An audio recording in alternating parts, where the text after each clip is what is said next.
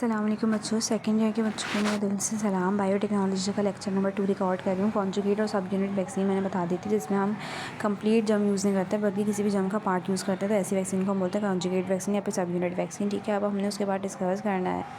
सही है। उसके बाद मुझे आपको बताना था इसकी एक एग्जाम्पल कॉन्जुगेट सब यूनिट वैक्सीन की एग्जाम्पल है मैसेंजर आरएनए वैक्सीन, जो कि क्या नाम है हार्मलेस जम प्रोटीन बनाती है। ठीक है, हार्मलेस जम प्रोटीन यानी बस ये समझ लो कि जो मैसेंजर आरएनए वैक्सीन है ये कॉन्जुगेट या सब यूनिट वैक्सीन की एग्जाम्पल है। सही है। सबसे पहले एग्जाम्पल थी mRNA वैक्सीन और दूसरी थी MMR। MMR क्या होती है? मीजल्स मम्स और रुबेला की जो वैक्सीन होती है ना, ठीक है, उसको हम क्या बोलते हैं? उसको हम बोलते हैं MMR वैक्सीन। तो ये बेसिकली क्या है? लाइव एटेन्यूएटेड वैक्सीन है।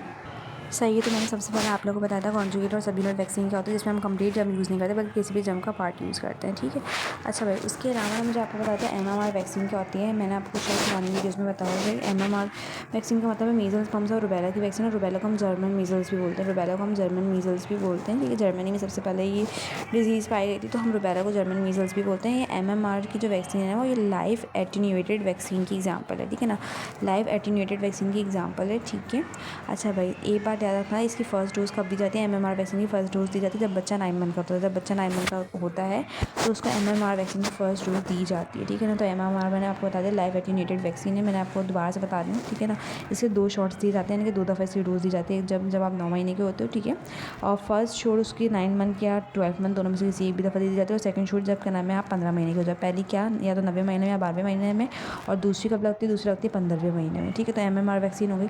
सही है। अच्छा, ये जो MMR वैक्सीन है मदर टू चाइल्ड भी आती है एंटीबॉडीज़ के जरिए। ठीक है ना, तो फर्स्ट शूट के नाम 9 मंथ या 12 मंथ में लगेगी, सेकंड शूट 15वें महीने लगेगी। ठीक है, अच्छा, अब सवाल ये उठता है मीजल्स मम्स और ये जो रुबेला है इस वर्ड सिर्फ क्या नाम है जब बच्चा 9 महीने का हो जाता है तब क्यों लगाई जा रही है? पहले महीने के बच्चों को क्या मीजल्स मम्स और रुबेला नहीं हो सकता है, लेकिन जब क्या नाम है जब हम अपनी मदर की बॉडी में होते हैं तो वो प्लेसेंटा के जरिए एंटीबॉडीज़ पास कर रही होती है हमारी मदर इतनी अच्छी होती है कि एंटीबॉडीज़ क्या होती है? वो प्रोटीन जो कि किसी भी बीमारी के अगेंस्ट लड़ती हैं, तो उनको हम बोलते हैं एंटीबॉडीज़। तो हर बीमारी की अपनी एंटीबॉडीज़ होती है। तो जो हमारी मदर हमारी बॉडी तक के प्लेसेंटा के जरिए अपने प्लेसेंटा के जरिए क्या करते हैं? एंटीबॉडीज़ पहुँचा रही होती है। तो वो एंटीबॉडीज़ इतनी ज़्यादा पहुँचा चुकी होती हैं कि 9 महीने तक के वो बच्चा यूज़ कर रहा होता है। 9 महीने के बाद वो एंटीबॉडीज़ खत्म हो जाएंगे, तो इसलिए फिर क्या नाम है हम वैक्सीन लगवाते हैं 9वें महीने में या 12वें महीने में लगाते हैं पहला शूट, यानी कि पहला डोज़, और दूसरा डोज़ कब लगवाते हैं? 15वें महीने में। ठीक है, अच्छा भाई, उसके बाद क्या है? उसके बाद क्या नाम है हमारी पूरा का पूरा हो गया है, mRNA वैक्सीन हो गई। ठीक है, सब हो गए। फर्स्ट डोज़ लगती है 9वें महीने या 12वें महीने में। ठीक है, अच्छा, उसके बाद क्या आएगा? उसके बाद हम चलते हैं पोलियो वैक्सीन की तरफ। पोलियो वैक्सीन को ये 2 टाइप्स होती हैं, IPV, OPV। IPV क्या होता है?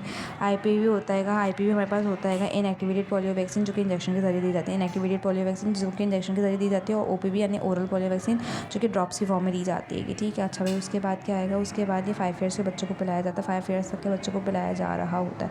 5 ईयर्स के बच्चों को क्या नाम है इसका इंजेक्शन लगाते हैं। 5 ईयर्स के बच्चों को इंजेक्शन लगाते हैं, और बाकी क्या नाम है हम पोलियो करते तो पीते ही रहते हैं जब तक के 5-6 साल के हो जाते हैं, और वैसे इंजेक्शन क्या नाम है 5 साल के बच्चों को लगता है। ठीक है, अच्छा भाई, उसके बाद हेपेटाइटिस A भी होता है, हेपेटाइटिस B भी होता है, हेपेटाइटिस C भी होता है। हेपेटाइटिस A क्या है? इनएक्टिवेटेड वायरस के जरिए होता है। ठीक है, और क्या नाम है इसके अलावा जो हेपेटाइटिस B है वो रिकम्बिनेंट DNA टेक्नोलॉजी के जरिए हम उसकी वैक्सीन बनाएंगे। हेपेटाइटिस C में नो वैक्सीनेशन, हेपेटाइटिस C में और हेपेटाइटिस E में कोई वैक्सीनेशन की नीड नहीं होती।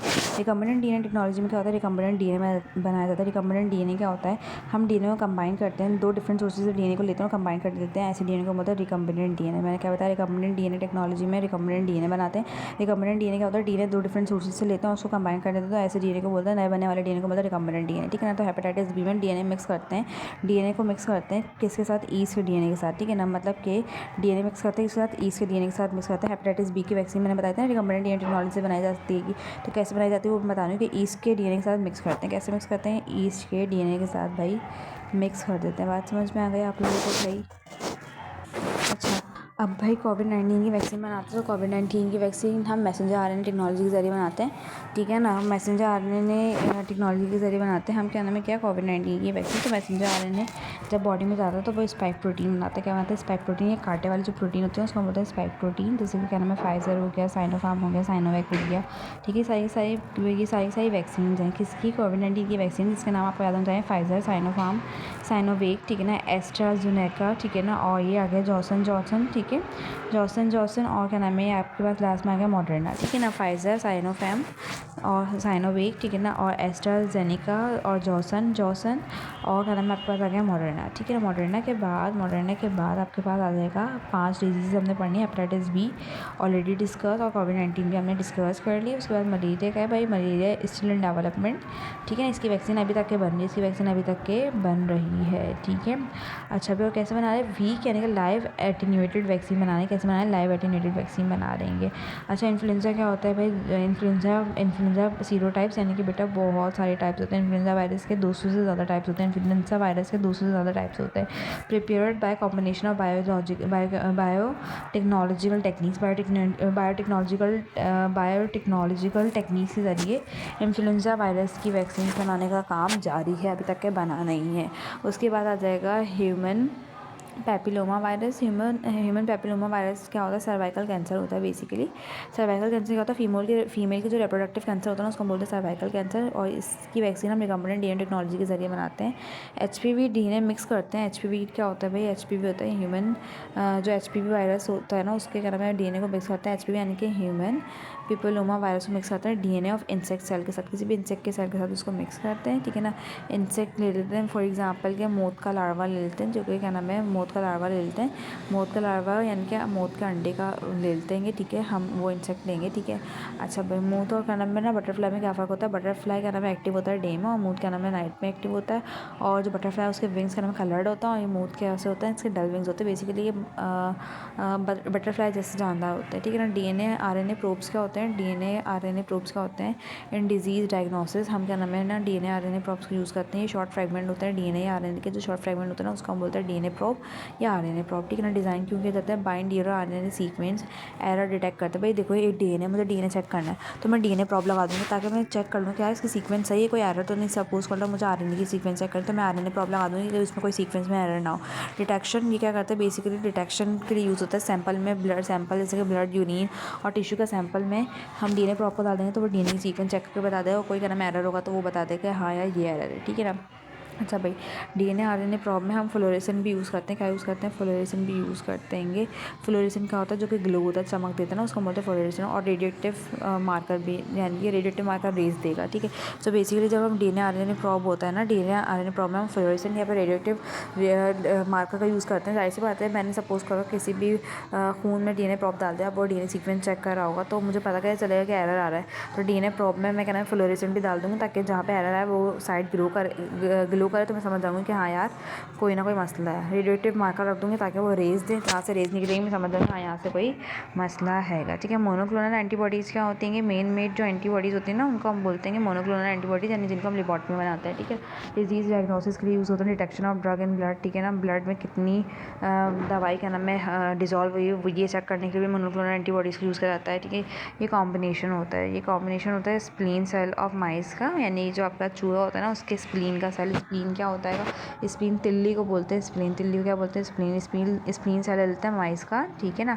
माइस का स्प्लीन सेल ले लेते हैं, ठीक है। और क्या नाम है, मायोलोमा सेल ले लेते हैं। मायोलोमा सेल क्या होता है, ये जो हमारा कैंसर सेल होता है ना, बीटा सेल, बी सेल, ठीक है। तो मायोलोमा सेल वो होता है, ठीक है ना। ये नॉर्मल सेल है, और ये जो स्प्लीन सेल है वो नॉर्मल सेल है। स्प्लीन सेल ले लिया माइस का। अच्छा, जानवरों का इसलिए लिया कि यार जानवरों का ना बीमारी कम लगती है, जानवरों का इम्यून सिस्टम बहुत स्ट्रॉन्ग होता है, जानवरों को बीमारियाँ बहुत कम होती है। आपने देखा उसको खांसी हो रही हो, नज़ला हो रहा नहीं, क्योंकि अल्लाह ताला को पता था कि उन लोगों को बाहर रहना है, तो इसलिए उनका इम्यून सिस्टम बहुत स्ट्रॉन्ग रहता है। ठंडी ठंडी हवाओं में भी रह लेते हैं, कुछ नहीं होता। माइलोमा सेल क्या है, बी सेल, जो क्या नाम है कैंसर कॉज करते हैं ना। माइलोमा सेल एब्नॉर्मल सेल है। दोनों को मिक्स करवाएंगे तो मिक्स करवाने को बोलते हैं hybridisation of somatic cell. Somatic cell यानी कि वो सेल जो क्या नाम है टिश्यू और ऑर्गन वगैरह बनाते हैं, रिप्रोडक्शन में टेक पार्ट नहीं करते, तो उनको बोलते हैं सोमेटिक सेल्स, ठीक है। उनकी हाइब्रिडाइजेशन करवा ली, ठीक है ना, उनकी हाइब्रिडाइजेशन करवा ली। अब हाइब्रिडाइजेशन करवा दी, ठीक है ना, जब हमने हाइब्रिडाइजेशन करवा ली तो हमारे पास क्या बना, माइस की जो एंटीबॉडीज़ उसकी मैन्युफैक्चरिंग हो गई, ठीक है ना। तो फिर कैंसर क्या हो गया, कैंसर डायग्नोसिस से जो फाइट कर लेंगी, ठीक है। यानी कि माइस की जो एंटीबॉडीज़ थी वो उसके स्प्लीन्स के सेल में होंगी ना, तो जब मैंने दोनों को मिक्स करवाया तो माइस की एंटीबॉडीज़ बनना शुरू हो गई, एंटीबॉडीज़ की मैन्युफैक्चरिंग स्टार्ट हो गई माइस की, और कैंसर डायग्नोसिस में वो क्या नाम है फाइट करने में अब हेल्प करेंगी। ठीक है। अच्छा, MAB क्या होता है? Monoclonal antibodies. ठीक है, MAB मतलब मोनोक्लोनल एंटीबॉडीज़। ठीक है ना, PET में भी इसको यूज़ करते हैं, यानी कि रेडिएशन बेस्ड कैंसर स्क्रीनिंग में भी यूज़ करते हैं। ठीक है ना, रेडिएशन बेस्ड कैंसर स्क्रीनिंग। और PET की फुल फॉर्म बताओ तो होता है पोजीशन इमिशन टोमोग्राफी। ठीक है। अब दूसरा टॉपिक कौन सा है? DNA RNA प्रोब में तो हो गया, लेकिन ये समझ लो DNA RNA प्रोब में कि लेंथ कितनी होती है, 100 से 1000 बेसिस मिलके क्या नाम है DNA RNA प्रोब बनाती है, 100 to 1000 बेसिस मिलके बनाती है। ठीक है। टॉपिक थी हमारा बायोटेक्नोलॉजिकल प्रोडक्ट जो यूज़ होते हैं डिजीज़ ट्रीटमेंट में। तो सबसे पहले होता है वैक्सीन यूज़ होती है, इम्यूनिटी को बूस्टअप करती हैं, इम्यूनिटी को इम्प्रूव करती हैं। और जब हम वैक्सीन बॉडी में इंट्रोड्यूस करवाते हैं तो इस प्रोसेस को बोलते हैं वैक्सीनेशन। मोनोक्लोनल एंटीबॉडीज़ क्या होते हैं? ये मेड एंटीबॉडीज़ होती हैं। एंटीबॉडीज़ वो स्पेशल प्रोटीन होती है जो कि बीमारियों से लड़ती हैं, जो कि इम्यून सिस्टम का कंपोनेंट होते हैं, तो जो लेबॉर्ट्री में बनाते हैं उनको बोलते हैं मोनोक्लोनल एंटीबॉडीज़। मोनोक्लोनल एंटीबॉडीज़ से हम ड्रग की कंसंट्रेशन को ब्लड में भी चेक कर लेते हैं। इसके अलावा क्या नाम है डिजीज़ भी डील करने में हेल्प करती है। रिकम्बिनेंट प्रोटीन्स बनाते हैं। ठीक है ना, डायबिटीज़ ग्रोथ डिफिशियंसी में जो कि यूज़ होती हैं। ठीक है, रिकम्बिनेंट DNA टेक्नोलॉजी के जरिए जो प्रोटीन्स बनाते हैं उनको बोलते हैं रिकम्बिनेंट प्रोटीन्स। ठीक है। अच्छा, और इसके अलावा एनीमिया वगैरह, जो एनीमिया क्या होता है? खून की कमी, वो बीमारी जिसमें ब्लड की डिफिशियंसी हो जाती है उसको हम बोलते हैं एनीमिया, तो उसमें भी हम रिकम्बिनेंट प्रोटीन यूज़ करते हैं। ठीक है। सो बच्चों दैट्स ऑल फॉर टुडे। ठीक है ना, that's enough for today. So basically biotechnology का चैप्टर मैं यहाँ पे एंड करते हैं और वन शॉट लेक्चर ज़रूर अपलोड करूँ।